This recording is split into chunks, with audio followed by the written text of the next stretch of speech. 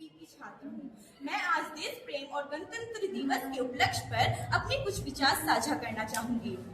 प्राचीन, मध्यकालीन और वर्तमान भारत के उदाहरणों से स्पष्ट करना चाहूंगी कि जब हम तिरंगों के फेरों में फंस गए थे तो रंग दे बसंती चोला की एक आवाज पर टोले के टोले उमड़ आते थे और उनके वंदे मातरम के नारों से वो खून में आने वाला वो 5-5 डिग्री का तूफान अंग्रेजी शासकों की जड़ों में तूफान ला देता था। लोग मर जाते थे, मिट जाते थे, फांसी चढ़ जाते थे, लेकिन वो भी अपनी देशभक्ति साबित कर रहे होते थे, क्योंकि ये उस दौर की देशभक्ति की कसौटी थी। उसके बाद 62, 63 और 71 के युद्धों में अपना सुहाग गवा देने वाली वो औरत जब घरों में हालात ये हो जाया करते थे कि प्यार भी भरपूर गया, मांग का सिंदूर गया, नन्हे नोनी हालों की लंगोटियां चली गई, छोटी छोटी बेटियों की चोटियां चली गई, बाप की कमाई गई, भाई की पढ़ाई गई, ऐसा एक विस्फोट हुआ पता ही नहीं चला, पूरे जिस्म की कई बोटियां चली गई और आपके लिए तो एक आदमी मरा है साहब, किंतु मेरे घर की तो रोटियां चली गई,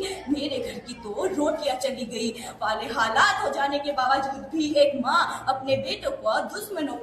अपने बेटे को सड़क पर दुश्मनों की धज्जियां उड़ाने के लिए भेज दिया करती थी और उनको पत्र लिखाकर ये भेजा करती थी कि अम्मा ने लिखा है पत्र बड़े ही चाव से, कि अम्मा ने लिखा है पत्र बड़े ही चाव से, पुत्र मेरे ना घबरा जाना, 1 इंच भी पीछे ना हट जाना, चाहे तो इंच इंच कट जाना, चाहे तो इंच इंच कट जाना। इस तरह पूरा परिवार अपनी देशभक्ति साबित कर रहा होता था। तब देश बलिदान मांगता था, तब देश लड़ जाने को कहता था, तब देश लड़ जाने को, मिट जाने को, फांसी चढ़ जाने को कहता था, किंतु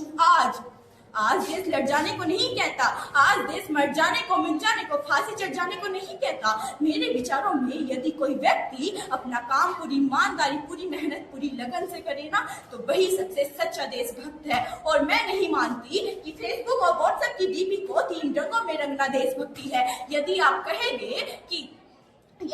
कहेंगे कि साल में 2 बार हाथ में तिरंगा ले लेना देशभक्ति है, तो मैं आपसे पूछना चाहूंगी कि फुटबॉल में रहने वाला वो बच्चा ट्रैफिक की छाव में नंगे पांव जब तिरंगा बेच रहा होता है, क्या ये सही है? क्या आप उसकी ये देशभक्ति कहेंगे? ये उसकी देशभक्ति नहीं, ये उसकी पेट की भूख की शक्ति है जो उसको ऐसा करने पर मजबूर कर रही है, क्योंकि न मस्जिद को जानते हैं, न शिवालों को जानते हैं, न मस्जिद को जानते हैं, न शिवालों को जानते हैं। जो पेट के भूखे होते हैं ना साहब, वो सिर्फ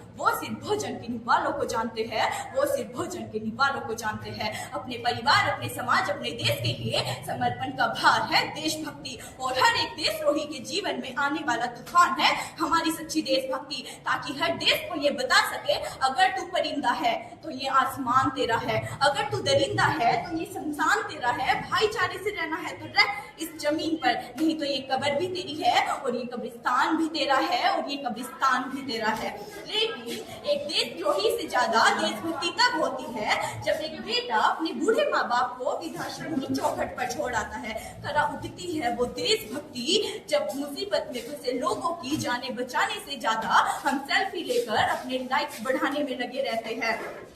आज के इस दौर में वो युवा जिनके ऊपर जिम्मेदारी होती थी अपने देश, अपने परिवार, अपने राष्ट्र को बांधे रखने की, आज वही युवा 4x4 इंच की छोटी सी स्क्रीन पर अपनी